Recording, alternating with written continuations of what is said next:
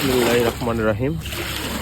আজকে আমরা দেখব হাংরি মাছের ডিম থেকে বাচ্চা কীভাবে হয়। আমরা ছাড়ছিলাম, আজকে দিয়ে ছয়তম দিন গেল। মাছগুলোকে দেখব, যে মাছগুলো দৌড়ে বেড়াচ্ছে এগুলোকে বলে ধানিপোনা।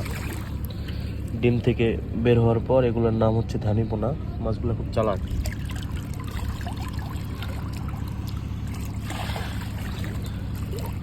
20-25 দিনে এই মাছগুলো একদম আকার চলে আসবে। হ্যাংরি জাপানে ছোট্ট একটা পুকুর, খাবার দেওয়ার জন্য আসছি। এই যে এখানে ভালো প্রোডাকশন হয়েছে আলহামদুলিল্লাহ। এই যে মাছগুলো দৌড়ে চালাক হয়ে গেছে, এখন অনেক চালাক, ধরাই যায় না ঠিক মতো। খাবার